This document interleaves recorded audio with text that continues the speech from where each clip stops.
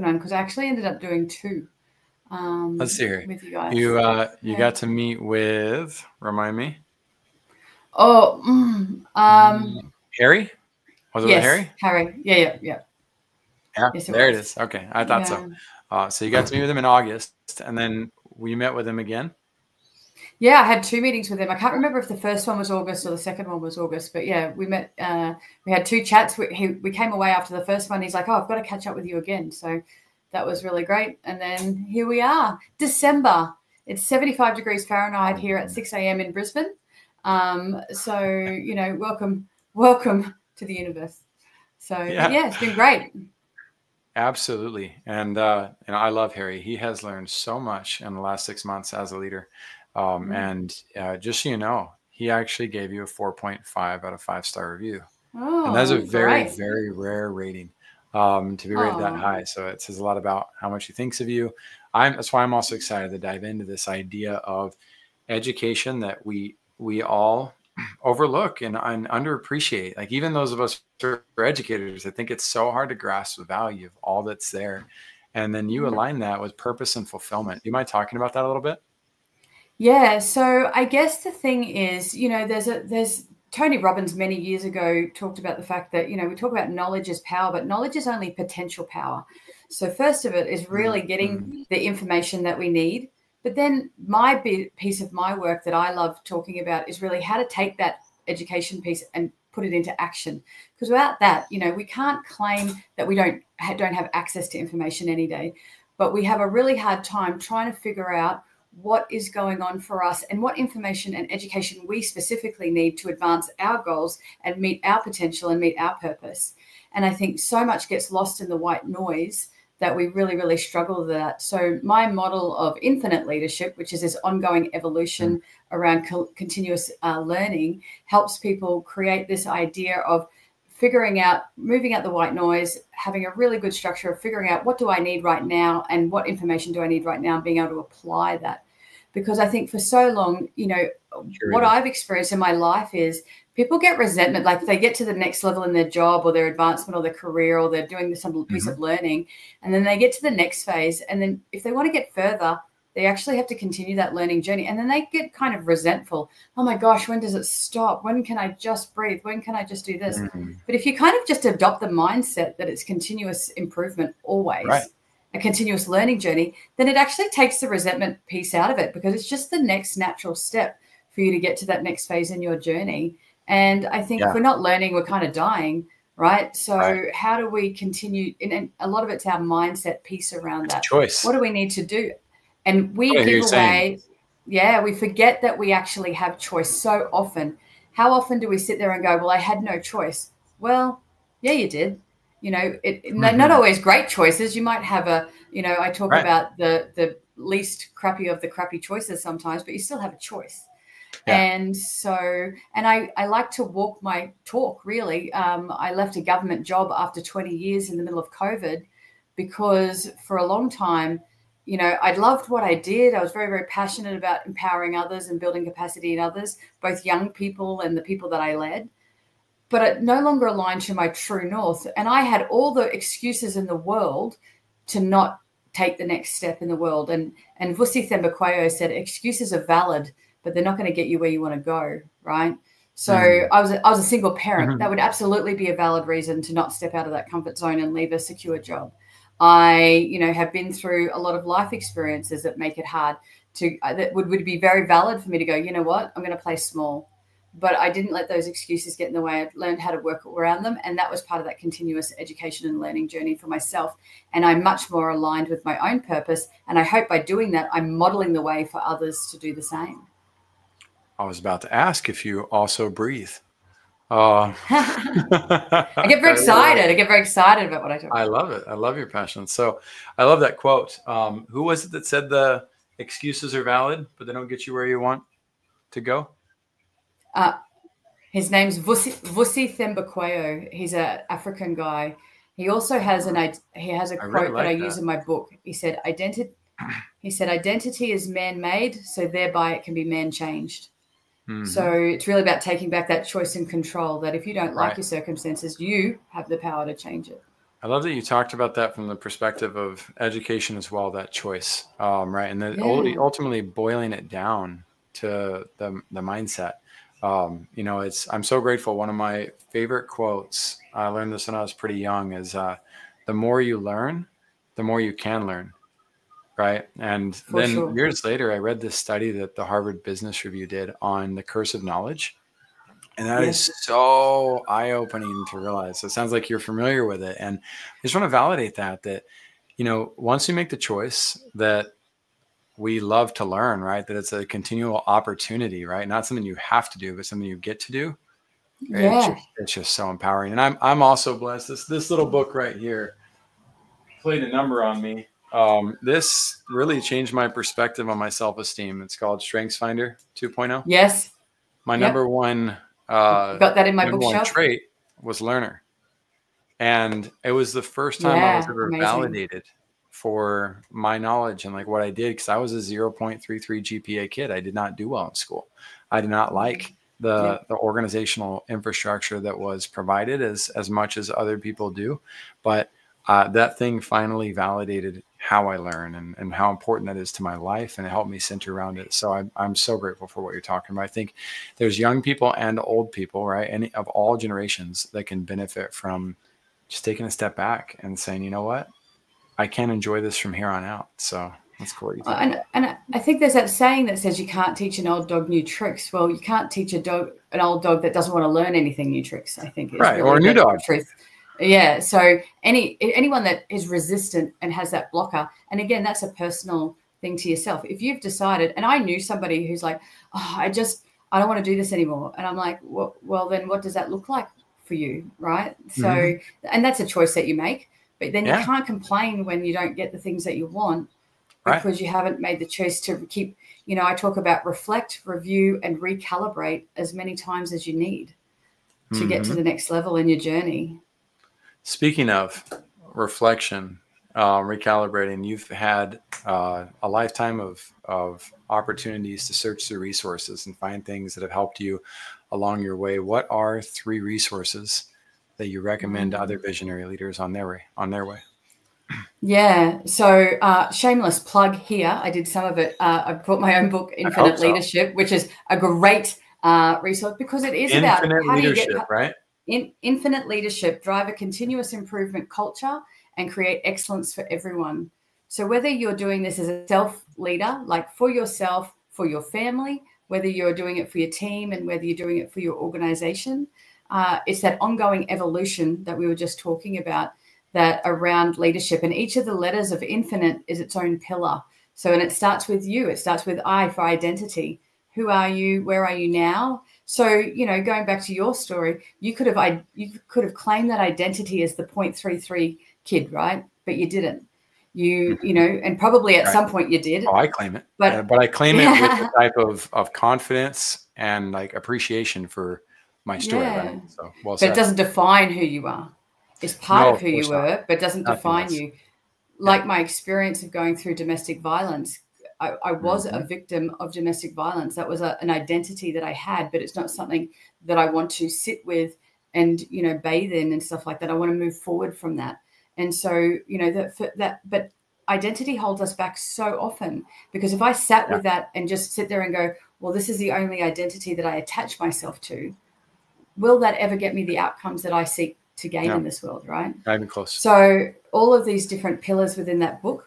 The second one, I think, is when I was first starting out, I didn't have a lot of people around me in my inner ecosystem. So the E in Infinite Leadership is ecosystem, but I didn't have an ecosystem around me that really understood where I wanted to go.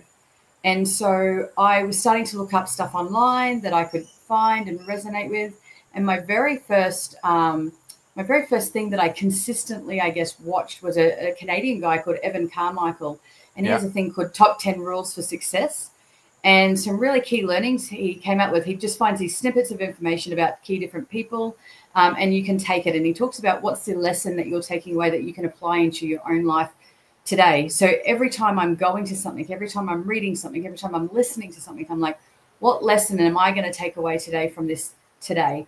And I like to bespoke. I don't like to have one particular modality. So I'm like, oh, I like a little bit of this. I like a little bit of this. I'm going to take a little bit of this and put it all together to create my own model versus having a one size fits all model. And the other thing that you were talking about is that book that hurts your feelings. Then you know you've got a really good book, right? So if you're reading it a little bit and it's challenging your thinking and it's kind of making you feel a bit ick inside because you've done that. There's two books outside of my own book that have done that for me. Is the Big Leap by Gay Hendricks. I remember I was listening to it. I was driving on a holiday and I was driving up and I was kind of yelling at the radio to stop talking because I was like so offended by what he was saying because it was so true. I'm like, you're hurting my feelings. I felt very called out on my travels. And the other one is a lady by the name of Tasha Eurich, and she has a book called Insight. And it's around our self-awareness. And to your point earlier, the more self-aware we are, the risk of what I call the false positive is thinking that we will not be blind to ourselves at times. And so who are our people that can be our loving critics to us, that want what's best for us in our own journey, that help us when we are feeling blind to ourselves, help us bring us back into that track with compassion and care, but are also going to call us out on our stuff in a safe, supportive way. So who are those people in your ecosystem? So there are a few different, I could go on all day. That could be a whole podcast episode in itself, resources that Kylie's nerded out on, but they're three that I particularly love. You say 3, I've got a list of 10 out of those already. So that's fantastic. And I think it's great. Thank you for being willing to dive deep into your well. Right. That's what you're doing for us. And, it's not always about what's covered in the actual discussion as much as, and it's usually more about the depth of the leader themselves. Right. And what can we do long term when we have the opportunity to engage with leaders like Kylie Leota. So we're going to come back. We're going to talk about personal education even further, Kylie's vision for that, creating fulfillment and purpose, and how to maximize these opportunities in your lives as visionary leaders. And we'll see you guys on the other side. All right. Welcome in to Vision Pros Live with Jackson Calame. I'm your show host. We will be doing interviews for visionary entrepreneurs and guest leaders who are building fantastic visions out there.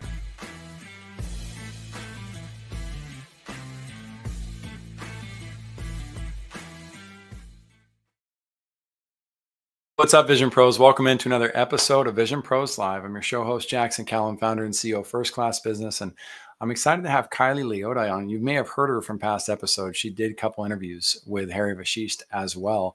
And her depth is one that we just want to keep drawing from the well of. So we just went through some of the resources that she has. Before we bring her back on stage, of course, we're always going to give you certain resources from our repertoire as well. We got Dave Morrow of hardtokill.org. Dave has been building hardtokill.org to help 100,000 veterans lose 2 million pounds collectively. And he's now opened his community for fitness and health up to civilians like myself. So go and check out hardtokill.org. If you know anybody in the veteran community, consider sending them our way, especially because they, how do I put this in a way that's light, but doesn't tear down the feelings, right? Too many of our veterans are overlooked. Too many of them have, end up suffering from depression, and the suicide rate is absolutely insane right now. And a big part of that is the same thing that would happen to all of us if somebody took away all of our routines, our life direction, if our life is based on our role, and put us in a position where you had to kind of start from scratch again. So my empathy and heart goes out to those soldiers who live and live to protect us, and I love what Dave's up to help them get back on track with looking good, feeling good, and going about and doing good. Sorry guys, I don't know why I got emotional about that today, but it matters. Then there's opportunities for work for Latinos specifically. I've got Cynthia here helping me out on the podcast today. And with opportunities, we're helping bridge the economic gap from North America to South America and rest of the world. And they've got their own podcast show for opportunity as well. If you're a Latino and you want to go on and inspire the rest of the Latino world on what's possible, and definitely join us. We hosted Kike Inglés a few months back, 900,000 subscribers on YouTube as a English teacher. And we've got other Latinos who've been involved in that show as well. The point is not necessarily the accolades of like, how cool is this getting? It's actually the exact opposite. How many Latinos can we find who've never heard of LinkedIn, who've never heard of Canva, Upwork, who have no idea that what digital marketing is or that podcasting exists? Just like Luisa, who did the interview with Kike after having never done a podcast interview in her life or hearing about it. It's amazing what's possible when we all come together and see how do we create win-win-win solutions. So it is a virtual assistant program. And more importantly, we're looking for more Latinos to get involved and help us carry that torch forward so we can bless more lives. Then there's the Water Project. The Water Project is not my resource. I just really like it. So what I have this little water bottle right here, right? I've never been thirsty in my life. Never had to worry about it. So when I came across the Water Project and I saw it, I specifically chose to meditate on it and think through what would it be like if my kids didn't have water? Or what would it be like if I had to be thirsty? And these individuals, they don't have water sources within several miles of their homes. The Water Project comes in, builds a borehole well or a sand dam, and they document the process so you can see the results of what you contribute towards. And I love their transparency related to that. And my hope, again, is maybe you'll turn this into a dinner conversation and you'll talk to your friends and family about what you can do to help out causes like this. And if you have a cause of your own that you'd like to support or you'd like us to support, drop the comment. Let us know what that cause is. We might be able to dive in and help. We've got 8 billion people to help in this world. And as long as I'm going to rock the microphone, I'm going to do it with that as a focal point. So without further ado, Kylie, welcome back to Vision Pros Live. And thank you so much for joining me. No, thank you so much. And I love that missions that you were just sharing about. And, it's always so powerful when we can collectively come together to bring that to the fore. So thank you for your work in all of those different spaces, to being that voice when people don't have a voice. I'm super passionate about that kind of work as well. I'm a very strong advocate for a few different causes myself. And so thank you for your work, because without that, we don't get the airtime of different stories that need to be heard, and voices matter. I love that. Thanks for doubling down on me. I really appreciate it. With that said, we got visionary leaders listening in.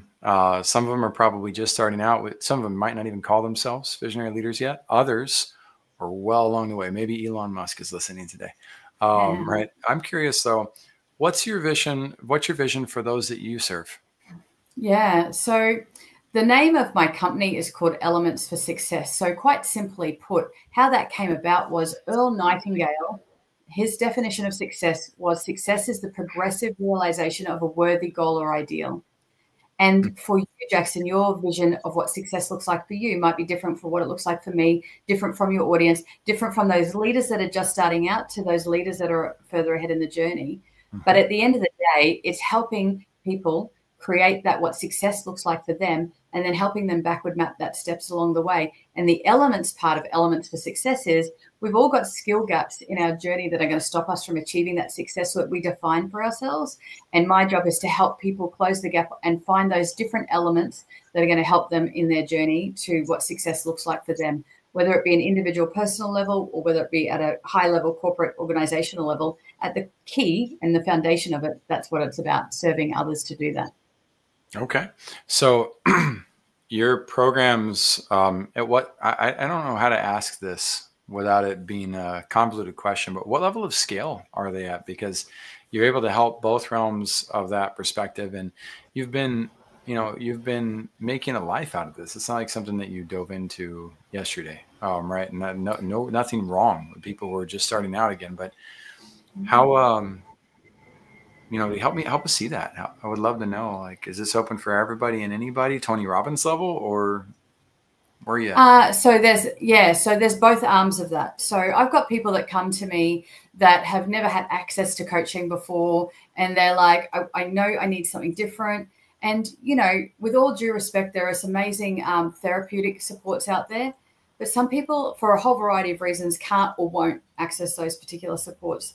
Whereas coaching is a little bit more accessible because most of us grew up sport coach or even music or somewhere in school or somewhere along the line. And coaching is about how to capture your best self and get it on the field, or capture your best self and get it out there, right? So I do individual work.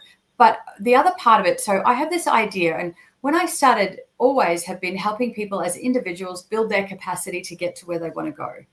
But what I found was people were hitting ceilings and barriers all along the way because systems are broken. As we well know, it doesn't matter if it's America, it doesn't matter if it's Australia. There are many, many, many, many systems that are broken. So I'm doing this work, helping people level themselves up into this space, and they were hitting all these ceilings. And I'm like, well, this is rubbish. So I'm like, how do I remove some of those barriers for them so they continue on their trajectory to where they want to go? So the other part of that is going into corporates, going into high-level, high-scale organizations. And we know that from here, the difference between a great organization and a brilliant organization is the leadership.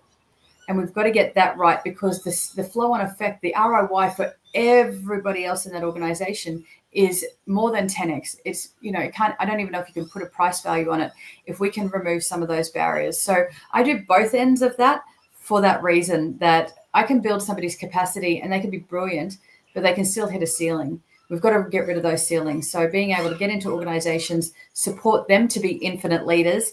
And then this idea is about sustainable practices, right? So how do we help them then support everybody else in there to create that exponential growth and that continuous evolution of growth, which is actually what creates the innovation and the success and the excellence in whatever we do, both personally and professionally. Love that. Love that you said something about the word right and leadership. So I went ahead and combined the two, because there's different forms of leadership that exist out there. And I'm with you as far as, personal education and fulfillment can be extremely limited by our surroundings, by our environment, by the leaders who often control what that looks like, but they can also be amplified, right? They can be cultivated thanks to great leadership. So what is right leadership? How would you define that? Yeah. For me personally, I think right leadership is one that's really crafted a very solid foundation in psychological safety. And I say authentically, not tokenistically. I think it's become the new buzzword that becomes a workshop that you go to tick a box to say that you do. But right leadership, is first of all understanding that as a leader, you're not always right. There's a really good principle in right leadership, is being open to the fact that as a leader, you're not going to get it right all of the time. But if you have a solid foundation in psychological safety that is authentically embedded into your organization, then you're going to surround yourself with people that are going to help you get it right. And I think that's really, really important. And what does right mean? It's around creating that collective vision to get the best outcome for everyone. And it's the win-win, not the I'm winning, you're losing model. It's about creating the win-win for everybody.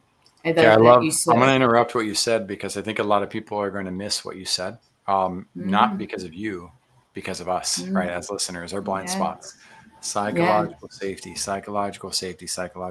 right? So, so many people out there building based on quarterly expectations, based on grinding it out, moving it forward, squeezing every drop out of the lemon, etc. Like that's the typical process that is highlighted and pushed as the means for growth. Yet 96% of businesses lose within 10 years. Like, go figure. You all go to the same education class as everybody else does. You're going to end up with the same results that everybody else is, which we don't want. So you're going against the barrier with that, and going back to the basics, I would say, back to the fundamental reality of what we feel as human beings.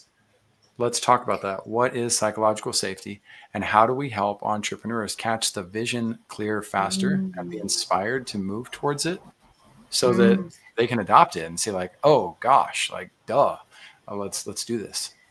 I think a lot of entrepreneurs have grown up in a space where it wasn't safe to be themselves. That's why they're entrepreneurs in the first place. They didn't fit into a mold that says in corporate we work or we do this, right? Because our brains are wired differently. And one of the things that I said a couple of years ago is I'm so tired of apologizing for the way that my brain works. Ooh. So how do we create? I love that. How do we create a space that is psychologically safe for me? And going back to that ecosystem model, right? But at its foundational principles, whether you're talking about corporate, whether you're talking about entrepreneurship, or whether you're talking about your own family, like I'm a mum of 3 kids, right? So at the premise level, the very first level of psychological safety is inclusion. I feel like I belong here. And that could be in a conversation. It could be in a meeting. It could be in the organization. It could be within the team. What does that look like for me? And the part for yourself as right leaders for yourself is not that the organization should do this for me, but self-identifying. What does it feel like to belong? How do I know that I belong in this space? Or how do I feel like I belong in this space? And so as an entrepreneur, you're constantly on the hustle and sometimes trying to put yourself square peg in a round hole. But how do you know if it's a good fit for you instead of wasting your energy on things that aren't a good fit? So that sense of belonging, and at its basic level, I feel like I belong here. I feel like I'm welcome here.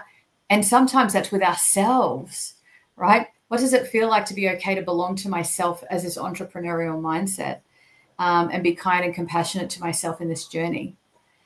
Huge. The second part is that learner phase. I'm learning along this journey, and there's sometimes I'm going to get it right and sometimes I'm not. But the only time it's a failure is if I don't take something away from it. The true failure is if I continue to reject the learni'm and it's about finding the wisdom in those wounds, not that we won't have wounds on that journey. And I think one of the most, I'm pretty hard on myself. I've got a pretty high aspirations for myself. So being a former educator, I am the most compassionate person. And my young people that I worked with were kids on roofs, kids with knives, had horrific stories. And everyone would go, oh my gosh, you are so compassionate and so caring. But I haven't always been that to myself. Right. And so, what does that look like and sound like and feel like for me in this journey when I'm not getting where I think I should be? Or, how do I give myself grace in that moment? But how do I surround myself with people that are going to give me grace with the fact that I'm not always going to be perfect? Because whilst I do a lot of things well, there are some things not so great at. Ask my kids. Right. They'll tell you, right? So finding grace and compassion in that moment. The next part of psychological safety is contribution. If I walk into this conversation, I walk into this meeting, I walk into this team or the organization, my contribution is valued. Regardless of whether they take it on board or not, I feel like I have the right to speak up and share my thoughts and ideas, and I walk away feeling heard. How often does that not happen for us? And I even go back to one of the big pieces I talk about is feedback, because I think we do it so poorly. When did anyone that led you ever come up to you and say, hey, Jackson, when I've got some feedback to give you, how would you like me to give it to you in a way that you can receive it? Not very often. I don't recall anyone ever saying that to me. They've all got their, Kylie, I've got some feedback for you, or catch me when it's a really bad time, or they'll say it in a way and I'm like, the hard part for me, I understand the wisdom of what you're saying, because there's like 99.9% of people don't have that, right? But you highlighted a truth that resonates super well with me, right? And that's, I've built a team of belonging. All right. And I've been raised by people who, I've got lots of leaders who did that for me because I dedicated my life to trying to figure out how to find leaders like that. So I know I'm the exception to the rule on that. If you don't have that in your life, know that there are lots of great leaders out there. There's lots of great environments to belong within. And if you're not in that, then you have an opportunity to choose to find one, to move towards. And you don't have to accept less than. No. Because you feel like this is what it is. And I often say to people that haven't had that very blessed experience that you've got of having leaders that created that around you, I often start with, I learned more lessons about leadership from the bad leadership about what I didn't want to be. That was actually how I started my model, was like, nope, I'm not doing that. I will never do that. Not do that. And so from that, I crafted what I felt it looked like to be that, create that sense of belonging. And I have staff that worked with me 15 years ago that will still reach out to me and go, Kylie, you are the first and only leader that had ever actually made me feel seen, heard, and accepted. And she goes, I've been missing that for the last 15 years in my leadership journey. Can we catch up? And in one conversation, they're like, I've had more support from you in one conversation than I've had in the last 15 years. Here's the neat thing. Those of you who are listening in, you have an extreme opportunity. The wisest of those listening in are hearing and valuing both sides of this equation. And why does that matter? Because as a leader, we have the opportunity to help people learn what to escape, right? And you have to have empathy and compassion in order to do that. And then the flip side, you know now how to guide them, like what you're guiding them to, where you're going to take them. And so I do appreciate being able to hear both sides of this and be able to dynamically dive into both sides at once, because it's very rare that a leader has that depth to be able to dive into both simultaneously. So I've got, real quick, a recap. I've got 1, the sense of belonging; 2, facilitating a place where I'm learning and where others can learn; 3, the contribution aspect, right? And facilitating an opportunity for people to contribute. And the last one of psychological safety is that challenger safety, around the fact that if I should hope that anyone on my team can actually come up to me and go, "Hey, Kylie, I know you said this thing that we were going to do. I'm not sure it's right. Can I get you to help me unpack that?" Or I can actually go, "Hey, can you help me understand why you made that decision, Jackson, the other day when you said this thing in the meeting? Because I'm struggling with that right now," without fear of losing their job, without fear of that person not liking them, without fear that we're not going to be okay at the end of this conversation, right? So is this the 4th point? Do you define that the way Patrick Lencioni does, as healthy conflict, or is there a different term that you use for it? I use considered conflict. So I actually run, I create and I run workshops on it. Actually, I'm jumping on a plane after this podcast to go down to Melbourne in Australia and run a workshop on it, because the idea is that most of us grew up with the narrative that conflict is bad. And if you ask people what they think of conflict, they've got a negative definition to it. But when we do it in a considered manner, we can have a constructive and positive outcome where we're still intact at the end of it. And I think that's the most important piece of it, is the fact that, it's about I always talk about being proactive versus reactive, and considered conflict is a proactive approach to challenger safety in making sure that we do it in the right way. So, the Gottmans talk about how to fight well. They've got this concept about how to fight well. Let's talk through that, because that's a big one. Yeah, I love it. So the Gottmans talk about the 4 horsemen of the apocalypse. They talk about criticism, contempt, defensiveness, and stonewalling. And the Gottmans are famous for their work in personal relationships about, I think they talk about the fact that, within 7 minutes of observing a couple, they can kind of assess whether they're going to stay together or not. But in organizations, it's true. How do we fight well in organizations? For those of you who don't know, real quick, the Gottmans are like the Michael Jordan of psychology. Like that's what they're known as. That's what one of my psychologists said, and was then validated by a lot of other psychologists. So yeah, the Gottman Institute, we can all learn from. Go ahead, sorry. Yeah. And I love about what I do is I'll learn something personally and I'm like, but how do I then create a lens into the organizational space where that can relate?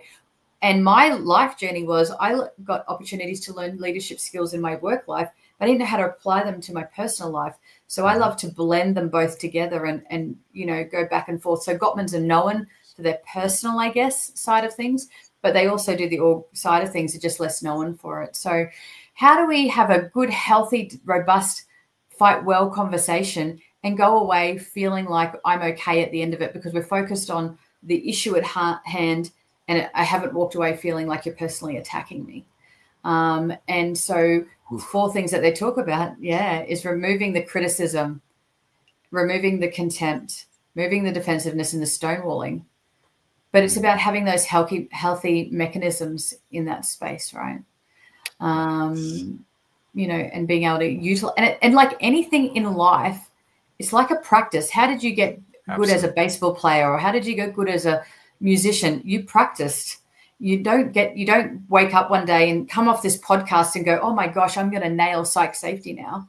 It's a practice. I mean, y'all might, but I spent thousands and thousands and thousands of dollars and hours on therapy and counseling and watching videos and reading books like this, Boundaries in Marriage, 5 Love Languages, etc. Like Child Whisperer, like there's all sorts of resources. And it comes down to what type of life do we want to carve out for ourselves? Do we want to accept the status quo or what's just given to us? Or do we see an opportunity in optimization and positive changes? And that's so yes, I love these concepts. I'm glad you had Yeah. And even the love language concepts in an organization, what does that look like? Is how do we validate people? Yep. Some people need the words of affirmation. Some people do not. Some people need, hey, I'll take that off your caseload today. I'll help you out by helping you with this thing. You know, so by understanding There's one more these, level of this. There's one more level of this too. There's a book that almost nobody reads called Tribal Leadership. Tribal leadership takes this all to a level that I've never seen. Sorry, I just missed that. Tribal. Yes. Tribal leadership. Yes. I've also in my bookcase at my office. Yeah. Incredible concept that takes all of that to the next level. For those of you visionaries who are looking to build at scale, super valuable. Now, I want to pull us into my favorite question because you got a depth that this is going to be a lot of fun. Kylie, this is the last opportunity you ever had to share words of wisdom with an audience. What powerful lesson can other visionaries learn from your experience? So I would say that we have to be aware that we are the sum of our experiences, but we don't allow ourselves to be defined by those experiences. Tell me about that. So I guess going back to those experiences, so I actually didn't hilariously aspire to be a leader in the traditional sense. I didn't wake up one morning and go, oh my gosh, I want to be a visionary or I want to be a leader. And my life was one of where safety and security was, I guess, the paramount thing. And so I could have lived a very middle of the line life around that due to the sum of my experiences. And that would have been okay. But I didn't want to be defined by that. And so what happened is every time something happened to me, so I mentioned earlier, I went through domestic violence. It was a pretty horrific experience. And I could have allowed myself very validly to have been consumed by that and lived a very, very small life as a basis of that. But, you know, Elizabeth Gilbert says, my children don't need me to save them. They need to watch me save myself. And that was a knife through the heart going, what am I modeling right now? And whether you're a leadership in your home life or whether you're a leadership in your professional life, is I always go back to what am I modeling right now? And so am I modeling that I'm going to allow that experience to shrink me, or am I going to take the wisdoms from that wound and I'm going to apply it and not be defined by that thing? Because at the end of the day, I don't want my children being defined by the fact that they were raised by a single mum. I want them to take the lessons of the fact that they've had to dig deeper and had to overcome a few things that maybe some other people haven't had to navigate, but don't use it as an excuse and don't use it as a define you as to why you can't. And I think if we're a true visionary leader, it's that whole, fall down 7, get up 8, fall down 77, get up 88, fall down 700, get up 701 times, right? That it's okay to feel it in the moment. And I think it's really important that we don't dismiss our experiences. Right. We have to acknowledge them, but don't allow yourself to be defined by them. Both absolutely. Good and bad. I had a great discussion with John Whaley on the podcast, and we were talking about adversities and how most people refer to them as the silver. Like you can learn to refer to that as the silver lining, that exists in life. And he called it the silver road. And I was like, oh, that's awesome. Like that's owning fully that if we didn't have the experiences that we've had in our past, we wouldn't be experiencing the good that we're experiencing now and that we can get to experience. And that can feel very overwhelming if we can't feel the benefit of the silver, right? If we feel like we're stuck in the mud, and it can take a daily process. But I will go back to what you said, the sense of belonging, right? Having a community, finding people who uplift you. Most of you who are listening to this show, you're here because you do have a sense of healthy community. You've already put yourself in a space or been blessed to be in a space where your vision is something that you can consider valuing. There's so many people who don't have that ability in the world to even fathom or think through or listen to 5 minutes of this stuff, being like, oh my gosh, this is too frou-frou. Let's move on for it. But I want to validate what you said, because your concept of we're not like, yes, the sum of our experiences are valid, they're there, and we're not defined by it. I learned that at a very young age, where you start to hear things as a kid. If you're paying attention in school, well, I was from a divorced background, right? I wasn't supposed to be successful based on the Me stats, too. right? Yeah, Yeah, me exactly. too. And I was somebody who grew up with abuse, spiritual, mental, physical, sexual abuse. I was not supposed to be Mm, successful according to statistics. And I knew I was good at math. I could see like, oh crap, that means that my percent mm, chance of being able to succeed is going from here down to here. And my mom was a single mom of 6. And so multiply the fact that now you don't have the individual time with your parent, that they say that one child needs to have, etc. mm, Well, I had to make conscious choices and decisions in my life to say, you know what? I'm not a statistic. I'm going to find the variables, right, that help me, give me my edge to be able to do what I need to do. There's been positives, there's been negatives, right? Consequences all around in that, but I'm not defined by those past experiences. Neither any of you. I'm a single father of 4. I'm twice divorced. Their experiences.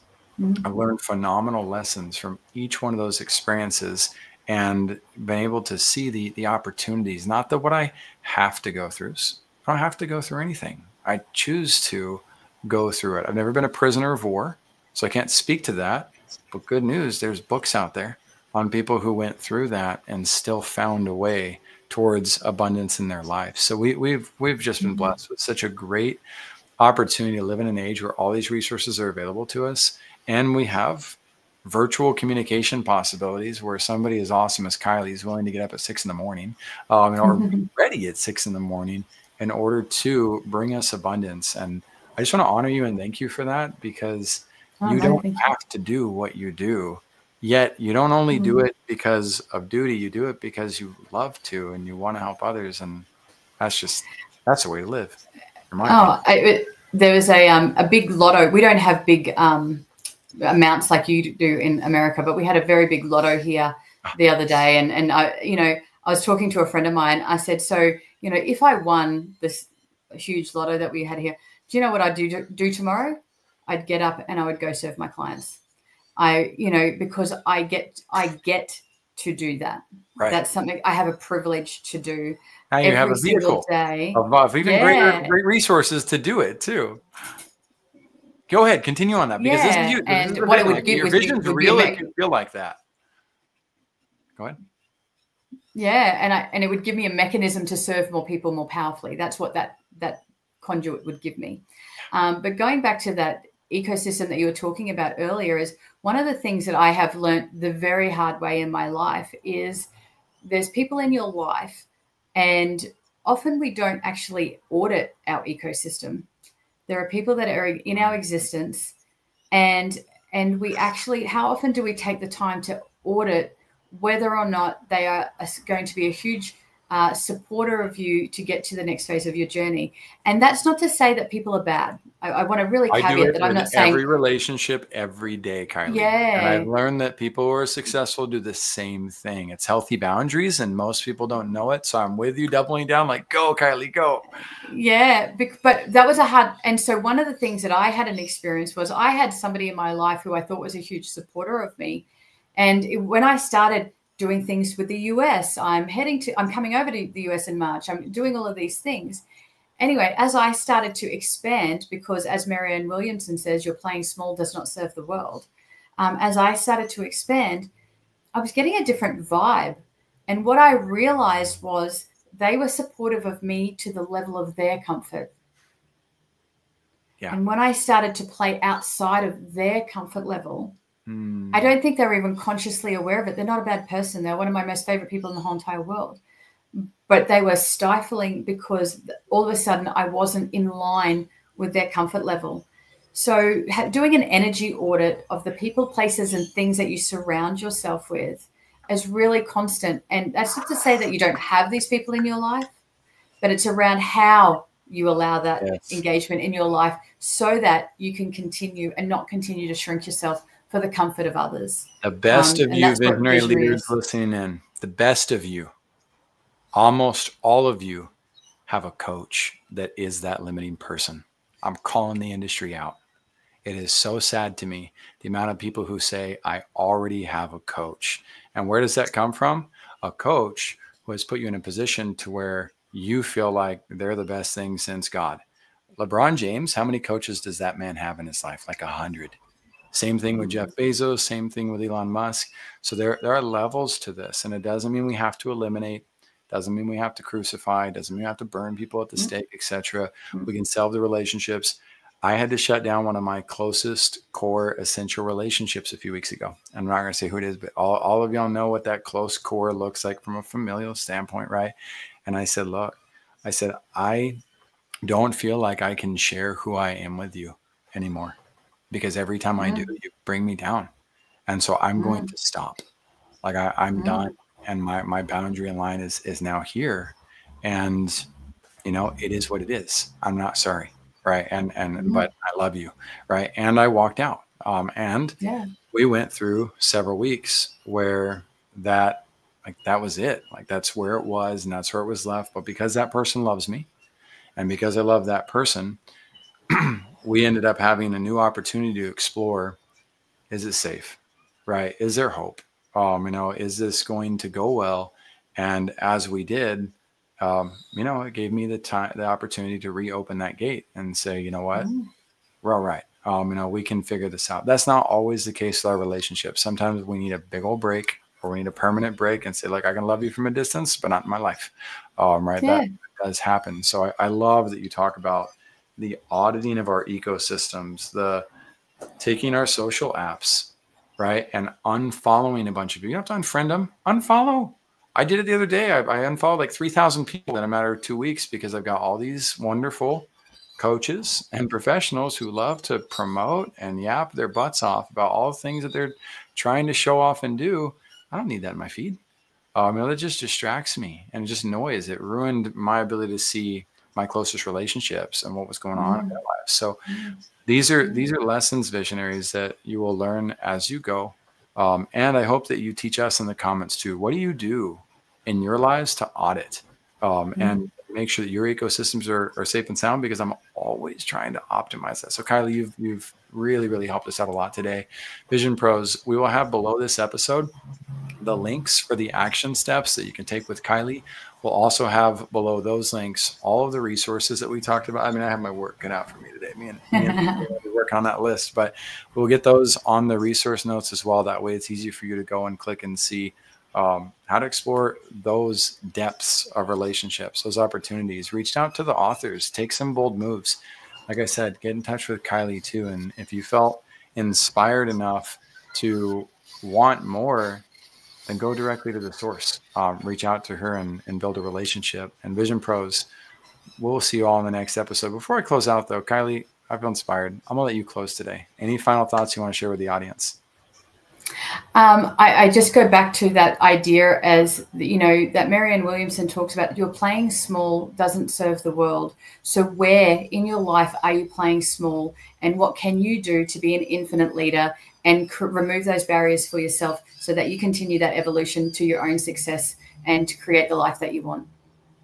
That's fantastic. We'll see you all in the next episode. And if you'd like to share your vision, apply top right corner. It says be our guest. We'd love to have you. Bye-bye, everybody. Thank you for being here today. I'm really happy that you tuned in to Vision Pros Live. I'm looking forward to seeing your reactions as these episodes continue to move forward. This is going to get more and more fun. We'll have more and more engagement as well. We'll invite people to participate in the show. And thank you for giving us your time and attention. Have an excellent time building out your vision.